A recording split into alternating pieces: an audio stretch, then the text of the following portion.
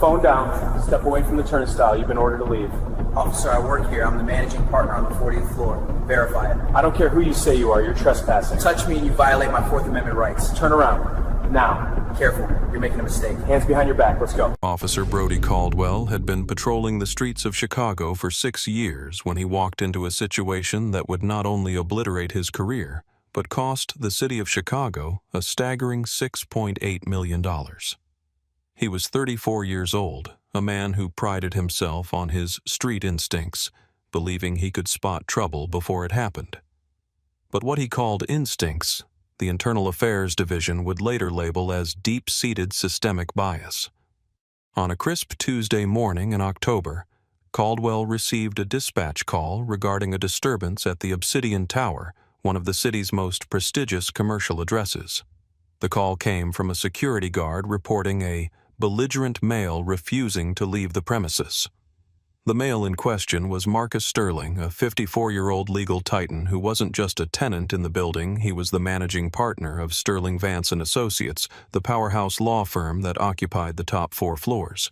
What Caldwell did next, ignoring Sterling's bespoke 3-piece suit, dismissing his calm demeanor, and arresting him in the lobby of the very building his firm anchored, would become a definitive case study in how unchecked arrogance and racial profiling can bring down an entire precinct. Before we dive into the details of this catastrophic failure of judgment, I want to ask, where are you tuning in from today? If you're new to the channel, please hit that subscribe button. We are dedicated to exposing the truth behind the badges and ensuring these stories are not swept under the rug. Your support helps us keep the spotlight where it belongs on accountability. The Obsidian Tower stands as a monolith of glass and steel in the heart of the Loop. It is a fortress of commerce housing hedge funds, tech consultants, and at its pinnacle the law firm of Sterling Vance & Associates. It was 8:45 a.m. The morning sun was reflecting off the glass facade, and the lobby was a hive of activity. Executives in Italian wool coats, paralegals balancing trays of coffee, and couriers rushing toward the elevators. It was the kind of environment where money wasn't just made, it was protected. Marcus Sterling had arrived at 8:40 a.m., dropped off by his driver. He was a man of immense stature, not just physically at 6'2", but in presence. He had spent 30 years building a reputation as one of the sharpest corporate litigators in the Midwest. He had clerked for the Supreme Court in his 20s, made partner at a white shoe firm in his 30s, and founded his own empire in his 40s. He moved with the quiet confidence of a man who knew the law better than the people who wrote it. He was wearing a navy blue bespoke suit from Savile Row, a crisp white shirt, and a silk tie. He looked every inch the captain of industry that he was. However, that morning, Marcus Sterling had made a rare mundane error. In his rush to prepare for a deposition involving a Fortune 500 merger, he had left his wallet and building access card on his mahogany desk upstairs the night before. He realized it the moment he stepped into the revolving doors. It shouldn't have been a problem. The regular morning security team knew him by name. They would usually wave him through with a smile and a, "Good morning, Mr. Sterling." But the regular team wasn't there. Instead, the console was manned by Greg Miller, a 28-year-old hire who had been on the job for less than 3 weeks. Miller was eager, rigid, and possessed a dangerous combination of insecurity and authority. When Sterling approached the turnstile and explained he'd forgotten his pass, Miller didn't see a managing partner. He saw a black man trying to bypass security in a high-value Target building. "I need you to step back, sir," Miller had said, his hand hovering over his radio. "I'm Marcus Sterling. My firm is on the 40th floor. If you check your roster or call my executive assistant, Sarah, she can verify this in 10 seconds. Sterling replied. His voice calmed the baritone of a man used to being listened to. Miller shook his head. "I don't have time to make calls for everyone who walks in off the street claiming they own the place. No ID, no entry. You need to leave." Sterling didn't leave. He stepped to the side, pulling out his phone to call Sarah himself. To Miller, this wasn't a tenant solving a problem. It was a trespasser defying an order. Miller keyed his radio and then dialed 911. I have an unauthorized male African American refusing to vacate the lobby. He's becoming aggressive. The word aggressive is often the match that lights the fuse. In reality, Sterling was standing 5 feet away from the desk, scrolling through his contacts, waiting for his assistant to pick up. But the dispatch went out, disturbance. Unwanted subject, refusing to leave. Officer Brody Caldwell was 2 blocks away when the call cracked over his radio. Officer Caldwell had a reputation in the district, and it wasn't one that inspired confidence in community relations. In his 6 years on the force, he had accrued 9 complaints. Most followed a similar trajectory: immediate escalation, rude and demeaning language, and a tendency to detain people who didn't look right in affluent neighborhoods. His record contained allegations of unlawful stops and excessive force, but like so many others, they had been dismissed or deemed unfounded by a system designed to protect its own.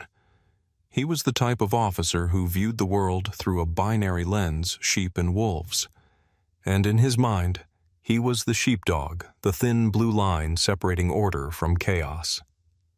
When Caldwell heard the dispatch, Obsidian Tower male refusing to leave, his mind immediately painted a picture. He wasn't envisioning a corporate lawyer. He was picturing a vagrant, perhaps someone mentally ill, someone causing a scene in a place where decorum was currency. He hit his lights and sirens for a brief moment to cut through the intersection, parking his squad car aggressively at the curb, the tires screeching slightly, a display of dominance before he even opened the door. He walked into the lobby with his thumbs hooked into his vest, his chin up, scanning the room, not for information, but for a target. The lobby was expansive with high ceilings and marble floors that echoed every footstep. He bypassed the security desk, ignoring Greg Miller, who was pointing frantically, and zeroed in on the only black man standing near the turnstiles. Sterling was on the phone, his back partially turned to the entrance. "Sarah, I'm stuck in the lobby. The new guard won't let me up. Can you come down?" Sterling was saying. Caldwell didn't wait for Sterling to finish his call. He didn't approach to ask questions. He approached to give orders. He closed the distance in long, heavy strides, his presence sucking the air out of the immediate vicinity. "Phone down. Now!" Caldwell barked, his voice booming across the polished stone. Sterling turned slowly, lowering the phone but not ending the call. He looked at the officer, his expression one of confusion rather than fear. "Excuse me," Sterling asked. "I said put the phone down and step away from the secure area. You've been asked to leave." Sterling looked at the phone where Sarah was still on the line and then back at the officer. "Officer, there seems to be a misunderstanding. I work here. I'm the managing partner of Sterling Vance and Associates. I simply forgot my key card." It was a reasonable explanation. It was the truth. But to Officer Caldwell, it sounded like a lie he'd heard 1,000 times. In his experience, people who belonged in towers like this didn't get the cops called on them. Therefore, the man in front of him was lying. "I don't care who you say you are," Caldwell snapped, stepping into Sterling's personal space, a tactic taught to intimidate. "The property manager wants you gone. That means you're trespassing. Walk out that door or you're going out in cuffs. Do you think police officers should be required to verify employment or residency before removing someone from a commercial lobby? Let us know your thoughts in the comments below." Sterling took a deep breath. He had argued cases before the Federal Court of Appeals. He had negotiated billion-dollar settlements. He knew that getting angry now would only serve the officer's narrative. He needed to be precise. He reached into the inner pocket of his suit jacket. "I'm going to hand you my business card," Sterling said, broadcasting his movements. "It lists my office number. You can call the main switchboard." "Don't reach for anything," Caldwell yelled, his hand dropping to his holstered taser. He slapped Sterling's hand away as it emerged with a cream-colored cardstock. The card fluttered to the marble floor. "I didn't ask for your card. I gave you a lawful order. Leave. Now." The lobby had gone silent. The receptionist, the couriers, the other business people entering the building, everyone stopped. They were witnessing a scene that didn't make sense. A man in a $3,000 suit was being treated like a dangerous criminal. Officer, Sterling said, his voice hardening, losing the tone of polite conversation and adopting the steel of a courtroom cross-examination. You are making a mistake that is going to be very difficult to undo. I am not trespassing. I am a remarkably well-documented tenant of this building. If you touch me, you are violating my Fourth Amendment rights against unreasonable seizure. I am asking you, as a citizen and a property owner, to verify my identity. Caldwell heard the legal jargon and his anger spiked. He hated jailhouse lawyers, people who thought they could talk their way out of an arrest. He didn't see the bespoke suit. He saw a challenge to his authority. He didn't hear a citation of the Constitution. He heard resistance. You want to talk law? Let's talk downtown, Caldwell sneered. Turn around. Sterling remained facing him. I am not resisting, but I am not leaving my own building. That was it. Caldwell decided the conversation was over. He lunged forward, grabbing Sterling by the shoulder. The force was unnecessary and aggressive. He spun the older man around. Sterling stumbled slightly but kept his footing. Caldwell didn't wait for him to stabilize. He shoved Sterling forward, slamming him chest first onto the high marble reception desk. The sound of the impact, a sickening thud of bone against stone, echoed through the lobby. Stop! A woman's voice screamed. It was Sarah Sterling's executive assistant who had just stepped out of the elevator. She ran across the lobby, her heels clicking frantically. What are you doing? That is Mr. Sterling. He owns the firm. Caldwell ignored her. He was in the zone now, the adrenaline of the physical confrontation taking over. He wrenched Sterling's right arm behind his back, twisting it to a painful angle. Stop resisting! Stop fighting! Caldwell shouted a command for the benefit of the witnesses and the body camera, despite the fact that Sterling was standing perfectly still, his cheek pressed against the cold marble. I am not resisting, Sterling said, his voice strained from the pressure on his chest, but clearly audible. I am complying under duress. Everyone here is a witness. Caldwell pulled the handcuffs from his belt. The metal ratcheted shut on Sterling's wrists.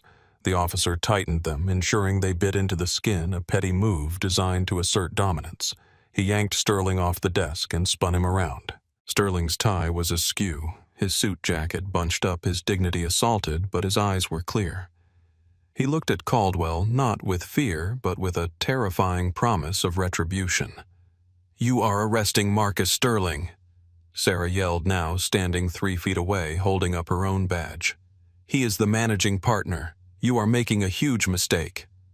Caldwell looked at Sarah, then back at Sterling. For a second, a flicker of doubt should have crossed his mind. The woman was professional. The man was well-dressed.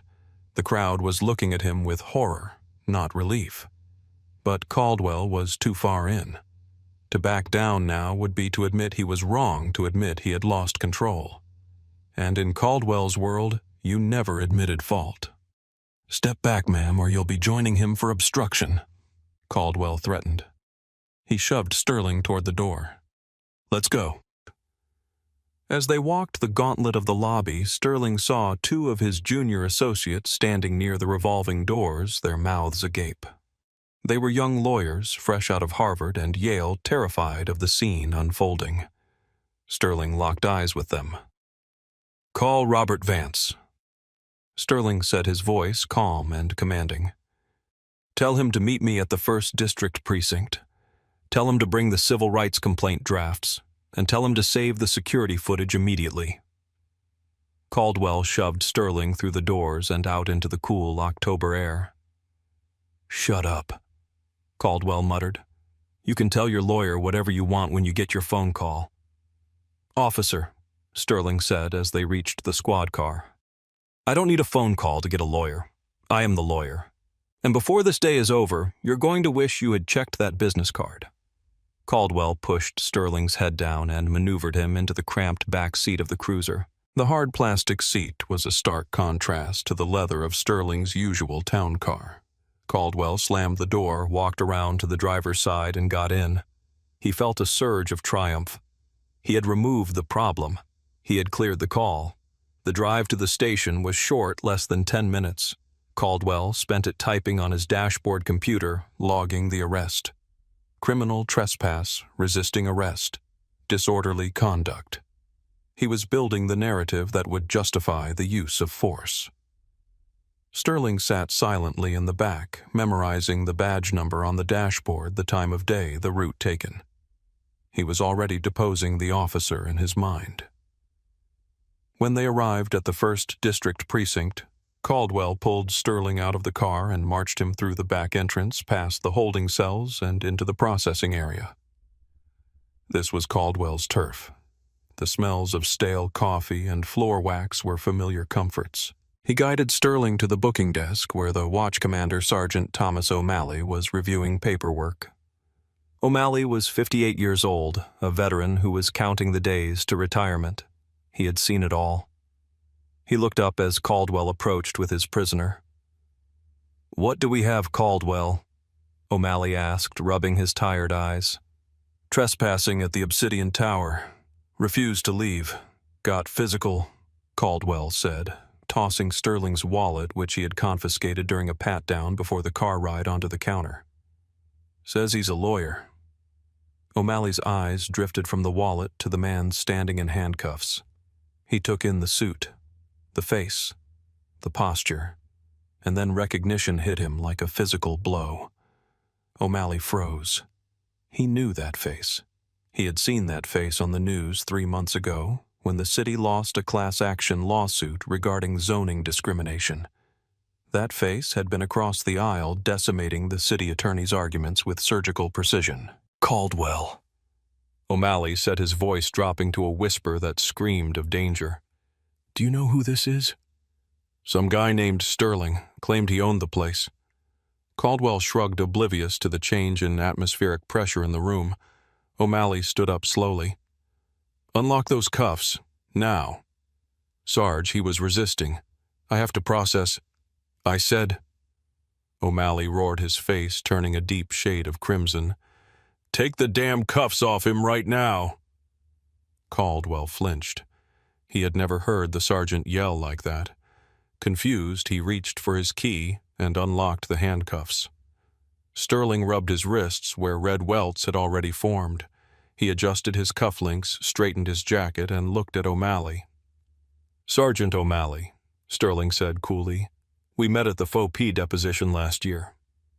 "Mr. Sterling," O'Malley said, coming around the desk, I apologize. There has obviously been a massive communication failure." "There was no failure of communication," Sterling corrected him. "I communicated my identity. I communicated my ownership of the property. I communicated my legal standing.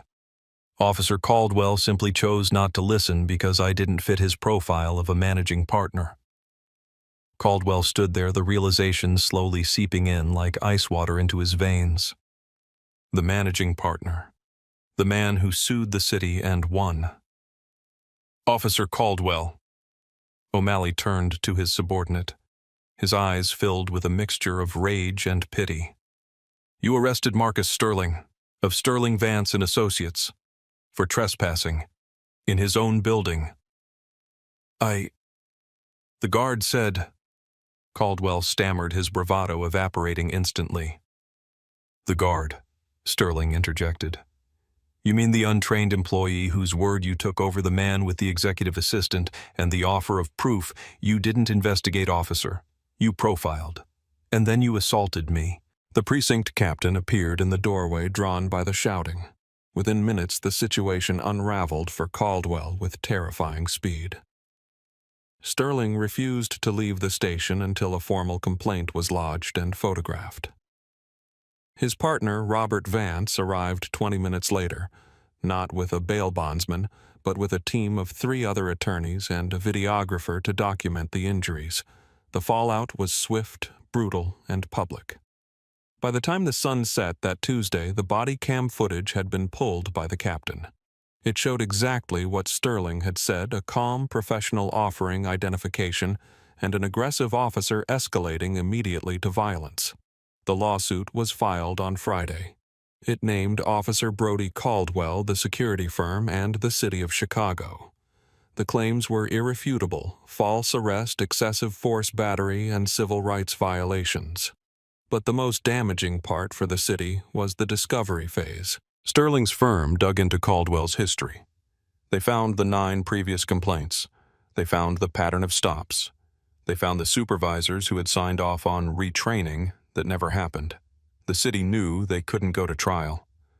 Marcus Sterling cross-examining Brody Caldwell on a witness stand would be a massacre. It would be televised. It would be a public relations nightmare that could spark unrest. They settled. $6.8 million.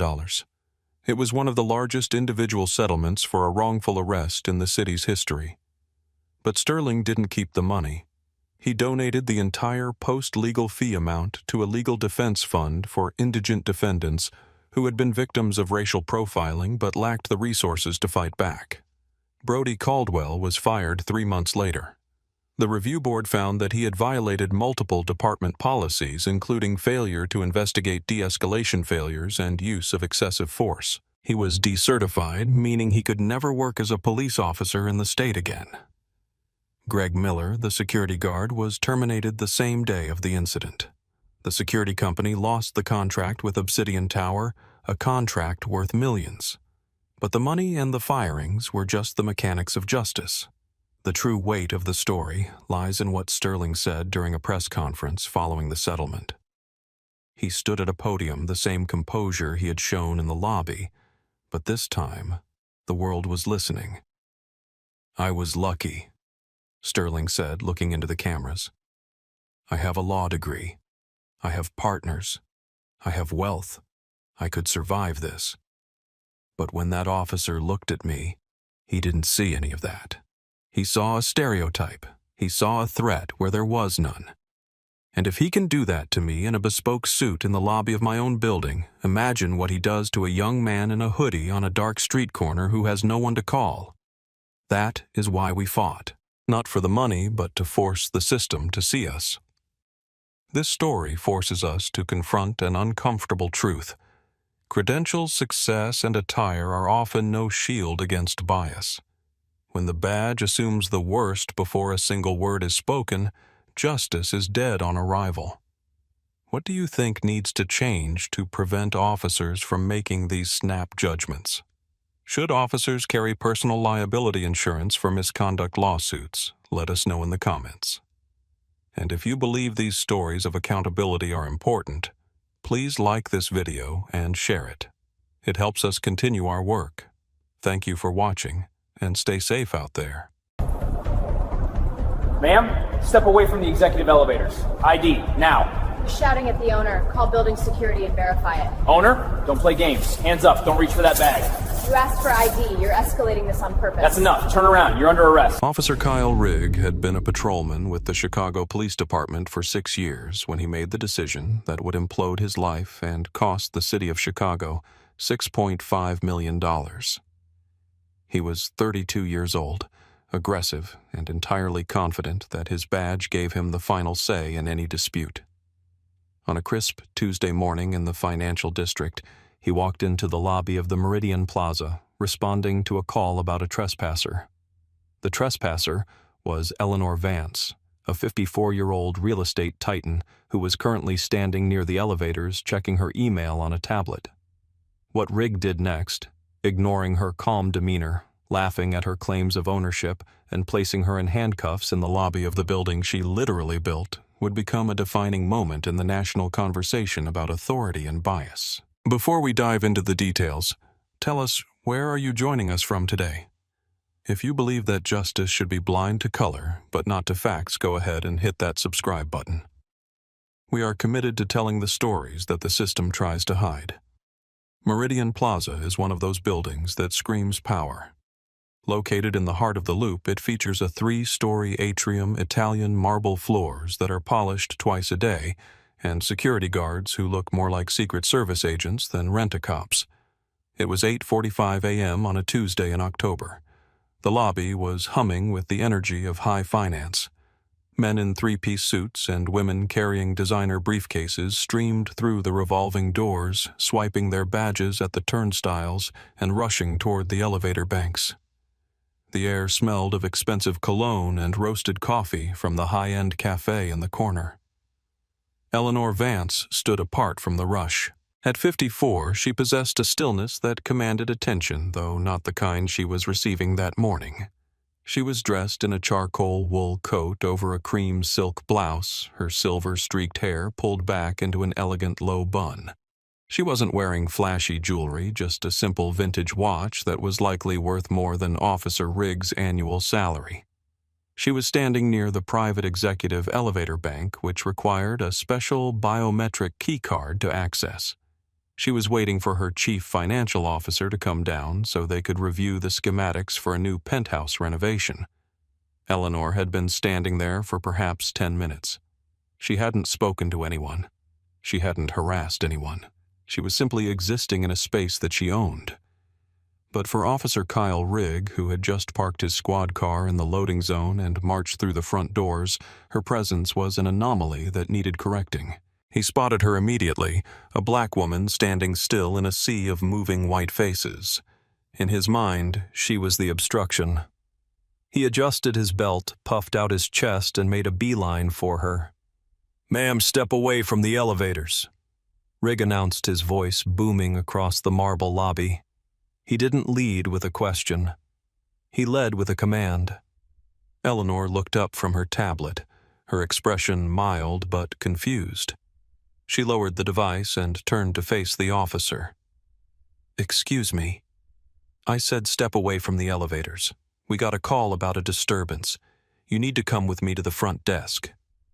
Rigg stopped 3 feet from her, invading her personal space, his hand resting casually near his holster. "Officer, I'm not sure who called you, but I'm certainly not causing a disturbance," Eleanor said, her voice steady. It was the voice of a woman who had negotiated billion-dollar contracts. "I am waiting for a colleague." "You're loitering in a private office building," Rigg snapped. "This is for tenants and employees only. You don't look like you work here." Eleanor Vance had spent 30 years building an empire, and she had little patience for incompetence. But she also knew the dangers of dealing with an agitated police officer. "I don't work here in the traditional sense, officer. I own the building. My name is Eleanor Vance." Rigg let out a short, derisive laugh. "Right. And I'm the mayor of Chicago. Let's go. Move it." To understand the magnitude of this mistake, you have to understand who Eleanor Vance was. She wasn't just a wealthy woman. She was an institution. Born on the south side of Chicago, she had started her career as a paralegal, saving every dime to buy a single rundown duplex. Over 3 decades, she had leveraged that single property into a real estate portfolio that spanned 4 states. Meridian Plaza was her crown jewel, a 60-story testament to her persistence and business acumen. She was known in the boardroom as the architect because she didn't just buy buildings, she restructured entire neighborhoods. She was meticulous. Her employees knew her as a boss who expected perfection but rewarded loyalty. She knew the names of the janitorial staff in her buildings. She sent holiday gifts to her long-term tenants. She served on the boards of 3 major museums and advised the city council on urban development. At 54, she had reached a point in her life where she no longer felt the need to prove her worth to anyone. She carried herself with the quiet confidence of someone who had nothing left to fear. That Tuesday morning, Eleanor was visiting Meridian Plaza for a specific reason. She was personally overseeing the installation of a new art installation in the lobby, a project she was funding to support local artists. She had arrived early before her team to take in the space and see how the light hit the atrium walls. She loved this building. It was the physical manifestation of her life's work. When she told Officer Rigg that she owned the building, she wasn't boasting. She was stating a fact, one that could be easily verified. But Rigg wasn't interested in verification. He was interested in dominance. He saw a black woman in a coat he didn't recognize standing in a high-value target area, and his bias filled in the rest of the story. She was a scammer. She was homeless. She was looking for an open office to steal laptops. Rigg didn't see the tailored stitching of her coat. He didn't see the expensive tablet. He didn't hear the educated diction in her voice. he saw a suspect, and for a man like Kyle Rigg, a suspect who talked back was a suspect who needed to be taught a lesson. The person who had set this chain of events in motion was Greg Alston. At 39 years old, Alston was a portfolio manager for a mid-sized hedge fund that leased the 42nd floor of Meridian Plaza. He was the kind of tenant who complained if the lobby temperature was 1 degree off, or if the elevator took more than 15 seconds to arrive. He drove a Porsche, wore suits that cost more than most people's cars, and carried a deep-seated paranoia about outsiders ruining the exclusivity of his workplace. Alston had walked into the lobby at 8:40 a.m. He had seen Eleanor standing near the executive lift. He didn't recognize her. He didn't stop to ask the concierge who she was.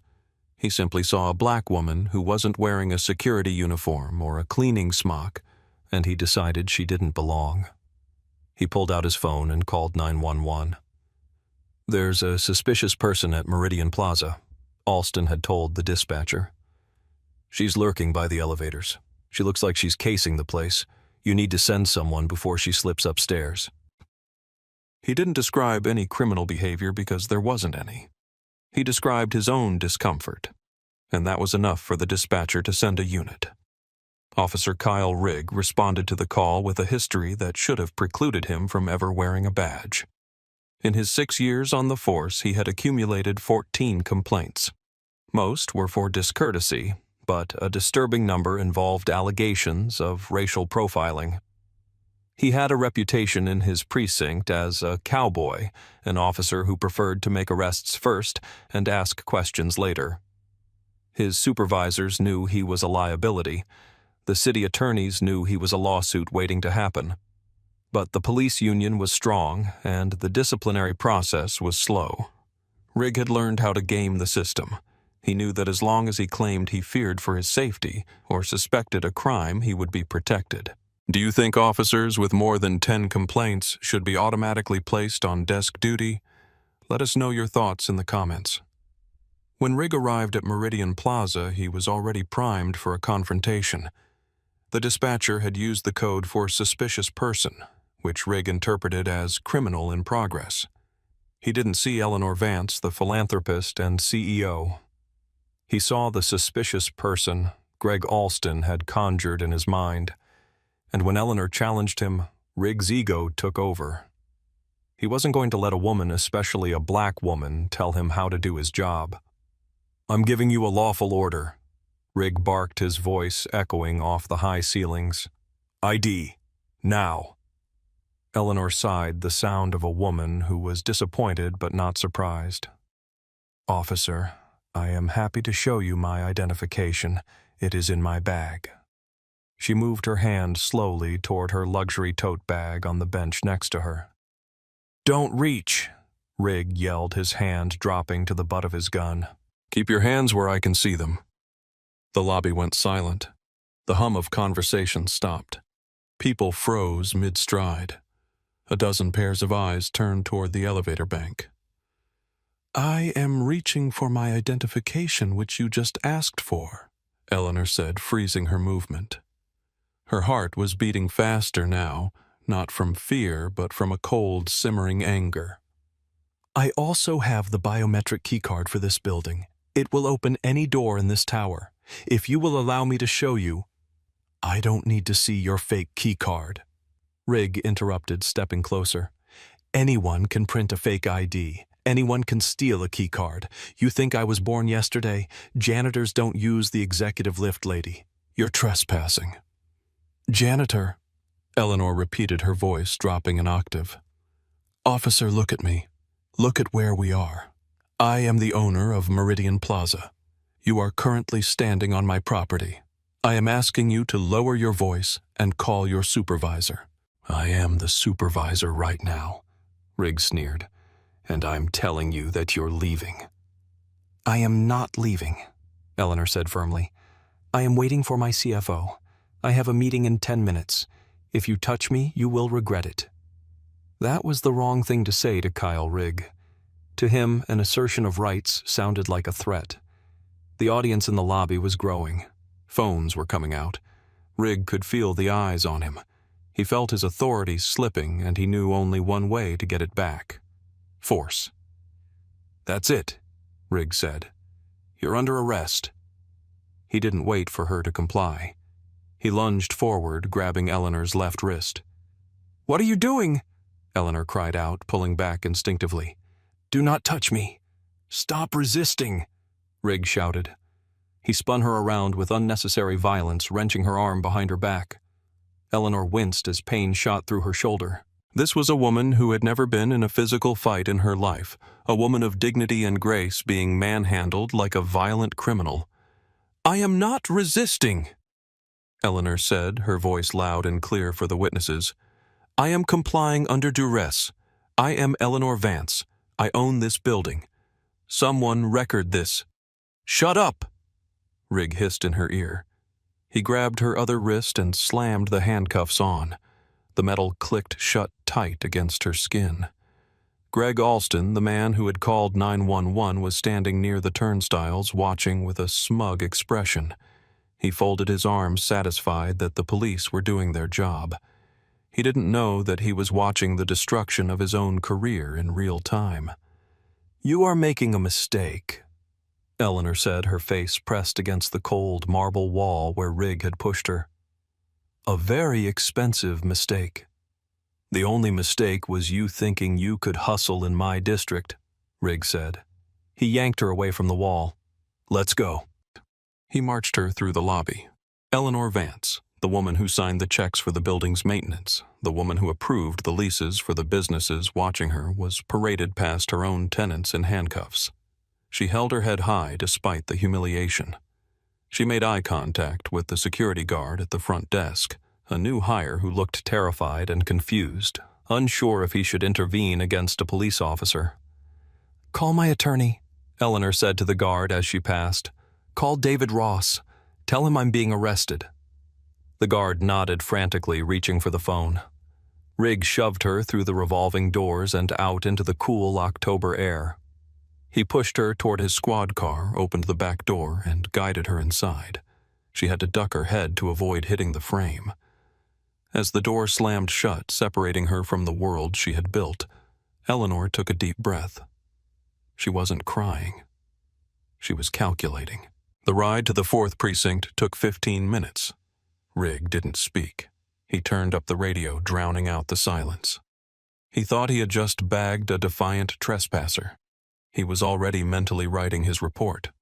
Suspect was belligerent, refused to leave, claimed to own the property, resisted arrest. When they arrived at the station, Rigg pulled Eleanor out of the car and walked her into the booking area. It was a busy morning. Officers were processing a shoplifter and a drunk driver. Rigg steered Eleanor to the bench and sat her down. "Sit tight," he said. "I've got paperwork." The watch commander on duty was Sergeant Thomas Miller. Miller was 56 years old, a veteran who was counting the days to retirement. He was drinking coffee and reviewing the night shift logs when Rigg walked in with a woman in a charcoal wool coat and a silk blouse. Miller looked up. He squinted. He looked again. He knew that face. He had seen it in the newspaper just last week. Chicago Business Journal Eleanor Vance donates $2 million to Public Library Fund. He had seen her at the mayor's charity gala where he had worked security detail. Miller's blood ran cold. He stood up slowly, his chair scraping against the floor. "Rigg," he said, his voice unusually quiet. "Who is that trespasser from Meridian Plaza?" Rigg said, grabbing a clipboard. "Refused to leave. Claimed she owned the place. Standard mental case or scammer. I got her for trespassing and resisting." Miller walked around the desk. He walked up to Eleanor Vance, who was sitting with perfect posture on the metal bench, her hands cuffed behind her back. "Ma'am." Miller set his throat dry. "I am Sergeant Miller. May I ask your name?" Eleanor looked at him. Her eyes were hard as flint. "My name is Eleanor Vance. I am the owner of Meridian Plaza and Vance Properties. Your officer refused to look at my identification, refused to verify my ownership, and assaulted me in my own lobby." Miller closed his eyes for a brief second. He felt a headache forming instantly behind his eyes. He turned to Rig. "Rig, give me the keys." "Sarge, she's... Give me the keys." Miller roared, his face turning red. The entire room went silent. Rig, startled, handed over the handcuff keys. Miller immediately unlocked Eleanor's cuffs. "Ms. Vance, I am so sorry," Miller said, his hands shaking slightly. "Please come to my office. Can I get you some water, coffee?" "I don't want water," Eleanor said, rubbing her wrists where red welts were forming. "I want my lawyer, and I want this officer's badge number." Riggs stood there confused. "Sarge, what's going on?" "She was loitering." "You idiot," Miller hissed, leaning in close to Riggs' face. "That is Eleanor Vance. She owns half the damn skyline. She probably pays more in taxes in 1 year than you'll earn in a lifetime. You arrested the building owner for trespassing." Riggs' face went pale. The color drained out of him as the reality of the situation crashed down. The confidence, the arrogance, the swagger, it all evaporated. He looked at Eleanor, really looked at her for the first time. He saw the clothes, the watch, the demeanor. I didn't know," Riggs stammered. "You didn't check," Eleanor said, her voice cutting through the air like a knife. "You didn't ask. You assumed." By noon, the story was everywhere. The video footage from the lobby had been uploaded to social media by 3 different witnesses. It was trending on Twitter, Facebook, and TikTok. Chicago cop arrests black billionaire in her own building. Eleanor Vance handcuffed. The fallout was swift and brutal. Eleanor's legal team, led by David Ross, descended on the precinct like a pack of wolves. They didn't just want an apology, they wanted blood. They filed a lawsuit that afternoon. Unlawful arrest, false imprisonment, assault, battery, civil rights violations, defamation. The mayor called Eleanor personally to apologize. The police superintendent issued a statement condemning the arrest. Officer Kyle Rigg was placed on administrative leave before his shift even ended. But Eleanor wasn't done. She had another score to settle. She requested the security logs from Meridian Plaza. She wanted to know who made the call. The name Greg Alston and his hedge fund, Apex Capital, appeared on the report. Eleanor picked up the phone and called her leasing director. "Pull up the lease for Apex Capital on the 42nd floor," Eleanor instructed. "Look for the morality clause, the one that states tenants must not engage in conduct that brings disrepute to the building or harasses other occupants." "I have it here, Ms. Vance," the director said. "Good. Trigger it. I want them out. Give them 30 days to vacate, and tell Mr. Alston that if he wants to contest it, I will personally fund the legal battle until his grandchildren are bankrupt." Greg Alston received the eviction notice the next morning. His partners at the hedge fund were furious. The bad publicity from being the man who called the cops on Eleanor Vance was causing investors to pull their money. Alston was fired 2 days later. He had tried to protect his exclusive space, and in doing so, he had lost his place in it entirely. The legal battle against the city took 8 months. The evidence was overwhelming. The body cam footage showed Rigg refusing to look at Eleanor's ID. It showed his aggressive tone. It showed him mocking her. It was a textbook case of implicit bias. Rigg saw a black woman and couldn't conceive of a world where she was his superior. The city settled for $6.5 million. It was one of the largest settlements for a wrongful arrest in Chicago's history. Eleanor announced immediately that every cent of the settlement would go toward a new legal defense fund for victims of racial profiling who didn't have her resources. Officer Kyle Rigg was fired. The review board found that his actions were indefensible and rooted in discriminatory policing. His name was added to the decertification list, meaning he could never work as a police officer in the state of Illinois again. At 32, his career was over. During the final city council hearing on police reform, Eleanor Vance took the stand. The room was packed. Cameras flashed as she adjusted the microphone. She looked impeccable as always, but her eyes held a deep sadness. "I am a wealthy woman," Eleanor began, her voice echoing in the silent chamber. "I have resources, connections, and power. And yet when Officer Rigg looked at me, he didn't see any of that. He saw a color, he saw a stereotype, and because of that he felt entitled to strip me of my freedom. She paused, looking directly at the council members. If this can happen to me in the lobby of a building I built with my own hands, imagine what happens to the young man on the corner who has nothing. Imagine what happens to the nurse waiting for the bus. They don't have David Ross on speed dial. They don't have the mayor's phone number. They just have the trauma. We cannot buy our way out of racism, Eleanor concluded. We can only root it out, and that starts with officers who understand that their badge is a shield, not a sword. The room erupted in applause. The story of Eleanor Vance and Officer Rigg is a reminder that bias is a blinder. It stops us from seeing the truth that is standing right in front of us. Rigg was so sure of his world view that he couldn't see the reality that he was the guest and she was the host. Kyle Rigg is now working in construction. Greg Alston left the financial sector and moved to a different state. Eleanor Vance continues to build to own and to lead, but she never walks through her lobby without a slight tightening in her chest, a memory of the cold metal cuffs and the feeling of helplessness that no amount of money can fully erase. This story isn't just about a bad apple. It's about a tree that needs pruning. It asks us to look at our own assumptions. Who belongs where? And why do we feel the need to police spaces that aren't ours? The silence in that lobby when the handcuffs clicked shut is a silence we need to fill with action. It's a silence that asks, who are we protecting and who are we hurting? Thank you for watching. What do you think is the best way to hold officers accountable for this kind of bias? Should settlements come from police pension funds instead of tax dollars? Leave your thoughts in the comments below. Your voice matters in this conversation. If this story moved you, please like and share it. We need to keep shining a light on these moments so that one day, no one has to prove they belong in a space they own. Stay safe, look out for one another, and I'll see you in the next video.